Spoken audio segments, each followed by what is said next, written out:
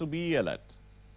జాతి వైరమున్న జంతువుల నుంచే ఒకప్పుడు వన్యప్రాణులకు ముప్పు పొంచి ఉండేది. కానీ ఇప్పుడు జల్సాలు అక్రమ సంపాదనే ధ్యేయంగా బతుకుతున్న వేటగాళ్లు మోగ జీవులకు ప్రాణ సంకటంగా తయారయ్యారు. చీకటి పడితే చాలు వాటి బతుక్కి భరోసా లేకుండా పోతోంది. ఎన్ని చట్టాలు చేసినా తమకు రక్షణ లేకుండా పోయిందని జంతుజాలం మోగగా రోధిస్తోంది. విచ్చలవిడిగా వేట సాగుతున్నా అధికారులు ఎందుకు చర్యలు చేపట్టట్లేదు? వన్య ప్రాణులకు ఎందుకు కాపాడట్లేదు?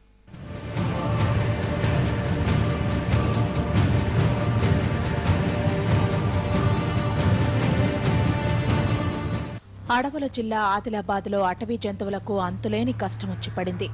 రాత్రైతే చాలు వనాల్లో బోట్ల మోత, ఏం జరుగుతుందో తెలియని పరిస్థితి. ఆదమరిచి నిద్రపోతున్న జీవాలు ఈ ప్రపంచంలోకి వచ్చేసరికే అంతా అయిపోతోంది. తుపాకులు కత్తులతో వేటాడి వెంటాడి అంతం చేస్తున్నారు. అక్కడికక్కడే చర్మం ఒలిచి మాంసాన్ని తరలిస్తున్నారు. ఆదిలాబాద్ జిల్లా అడవుల్లో నిత్యం జరుగుతున్న తతంగమిది.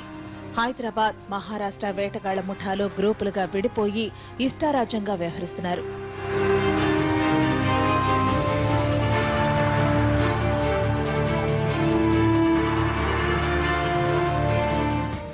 మొన్న తానూర్, నిన్న Boath, same scene repeat. Tanur అటవీ ప్రాంతంలో జంతువులను వేటాడి హైదరాబాద్కు మాంసాన్ని తరలిస్తూ పట్టుబడ్డారు. ఈ నెల 21వ తేదీ అర్ధరాత్రి జీపులో నేరడిగొండ మండలం కోర్టికల్ నుంచి ఓ స్థానికుడిని వెంట పెట్టుకుని రఘునాథ్పూర్ అటవీ ప్రాంతానికి చేరుకుందో గ్యాంగ్. ఫారెస్ట్లో మకాం వేసి కనపడ్డ జంతువుపై రైఫిల్తో కాల్పులు జరిపారు. అక్కడి నుంచి మరో ప్రాంతానికి వెళుతూ ఫారెస్ట్ అధికారులకు పట్టుబడ్డారు. వారి నుంచి తుపాకీ, కత్తులు, కొడవళ్లు, బుల్లెట్లతో పాటు ఓ వాహనాన్ని స్వాధీనం చేసుకున్నారు. వన్యప్రాణి సంరక్షణ చట్టం కింద కేసు నమోదు చేసి కోర్టులో హాజరుపరుస్తామన్నారు అధికారులు. వన్యప్రాణుల్ని వేటాడాలనే ఉద్దేశంతో అర్ధరాత్రి సమయంలో వాళ్ళ భోజనం ముగించుకొని సారన్నగుట్ట అటవీ శివారు ప్రాంతం 84 కంపార్ట్మెంటు రఘునాథ్పూర్ అటవీ రిజర్వ్ ఫారెస్ట్ ప్రాంతం అది. అక్కడ కాపు కాచి ఈ సర్చ్ ఎడిట్ల సహాయంతో పక్కకున్న జీప్ వాహనం మనం చూస్తున్నాము. కాపు కాచి అర్ధరాత్రి సమయంలో నీలుగాయి మంద వచ్చినప్పుడు గురిపెట్టి వాటిని వన్యప్రాణి చట్టము మరియు 1972 and forest act 67 biodiversity act ప్రకారం కూడా కేసు నమోదు చేసి వీరందరినీ కూడా కోర్టులో హాజరుపరుస్తామని. జింకలు, నీలుగాయలు టార్గెట్గా ఎక్కువగా శని ఆదివారాల్లోనే వేట సాగుతోంది. అక్కడే మాంసాన్ని కాల్చుకుని తిని మందు పార్టీలు చేసుకోవడం, మిగిలిన మాంసాన్ని హైదరాబాద్లోని రెస్టారెంట్లు, పెద్ద పెద్ద హోటల్స్కు సరఫరా చేయడం వేటగాళ్ల పని. వీరు తెచ్చే తుపాకులు లైసెన్స్ లేనివే. తానూరులో వేటగాళ్ల వద్ద దొరికిన తుపాకీకి లైసెన్స్ లేదు. ఇలా ఒక్క మాటలో చెప్పాలంటే ఆదిలాబాద్ అటవీ ప్రాంతం హంటింగ్ జోన్గా మారిపోయింది.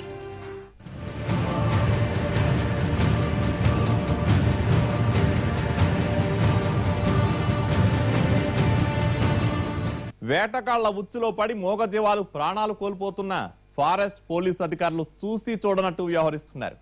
సమాచారం అందితే తనిఖీలు చేస్తున్నారే తప్ప అటవీ ప్రాంతంలో పటిష్ట నిఘా ఏర్పాటు చేద్దామన్న ఆలోచనే లేదు వారికి.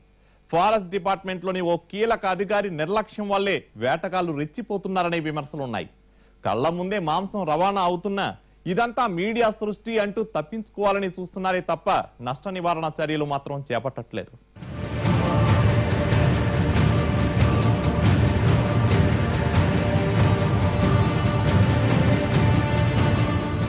కొంతకాలంగా ఓ ఫారెస్ట్ ఆఫీసర్ తీరుపై తీవ్ర స్థాయిలో ఆరోపణలు వెల్లువెత్తుతున్నాయి.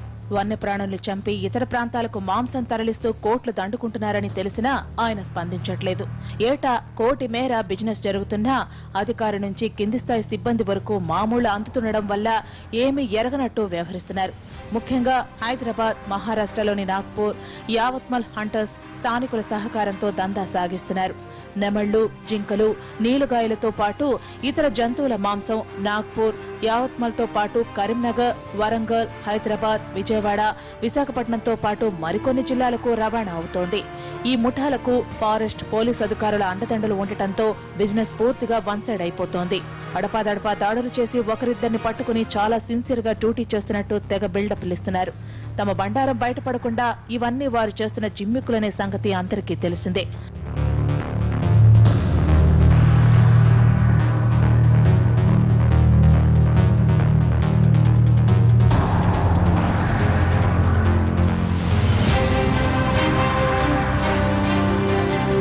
దట్టమైన అటవీ ప్రాంతం కావడంతో జంతువుల ఆర్తనాదాలు బయట ప్రపంచానికి వినిపించవు. ఉచ్చులో చిక్కి విలువెల్లాడుతున్నాయి. వేసవికాలం కావటంతో హంటర్స్ పని మరింత ఈజీ అవుతోంది. నీళ్లు దొరక్క గ్రామాల వైపు వచ్చే వన్యప్రాణులు ఉచ్చులో పడి చనిపోతున్నాయి.